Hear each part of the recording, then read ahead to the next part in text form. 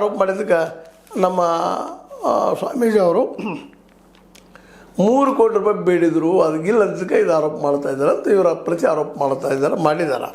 ಎಲ್ಲೇ ವಿಜಯಪುರದ ಗ್ರಾಮೀಣ ಪೊಲೀಸ್ ಠಾಣೆಯಲ್ಲಿ 3 ಕೋಟಿ ರೂಪಾಯಿ ಕೇಳಿದ್ದೆ ನಮ್ಮ ಮಗಳು, ನಾವಿಲ್ಲ ಇದಕ್ಕೆ ಕೇಳಿಸ್ತಾ ಇದ್ದಲ್ಲ ನಮಗೂ ಅಂತೇಳಿ.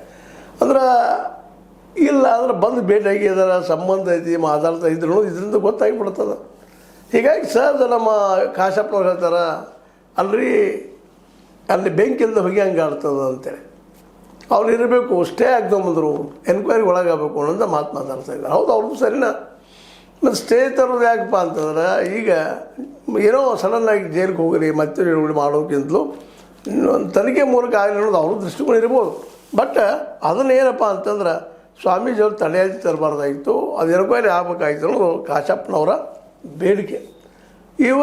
ಇಲ್ಲಿருந்து ಭಾಳ ಗಮನಿಸ್ಬೇಕಾಗಿ ಸೂಕ್ಷ್ಮವಾಗಿ ಏನಪ್ಪ ಅಂತಂದ್ರೆ, ನಮ್ಮ ಯತ್ನಾಳರಿಗೆ ಮತ್ತು ಇವರಿಗೆ ಭಾಳಷ್ಟು ಮೊದಲು ದೋಸ್ತಿ ಎಷ್ಟಿತ್ತು ಗೊತ್ತಿಲ್ಲ. ಇವತ್ತು ಮಾತ್ರ ಭಾಳಷ್ಟು ವಿರೋಧಗಳು ಪ್ರತಿಯೊಂದು ವಿಷಯದಲ್ಲೇ.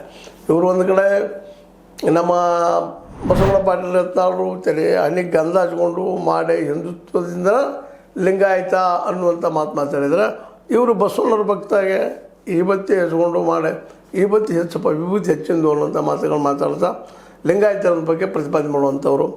ಇವರು ತಮ್ಮ ಧರ್ಮಗಳನ್ನು ಇಲ್ಲಿ ರಾಜಕೀಯವಾಗಿ ಬೆರೆಸಿದ್ದು ಸಹಿತ ಇಲ್ಲಿ ಅನೇಕ ಗೊಂದಲಗಳಿಗೆ ಮತ್ತು ಸಂಶಯಗಳಿಗೆ ಕಾರಣ ಮಾಡಿಕೊಡುವಂಥದ್ದು.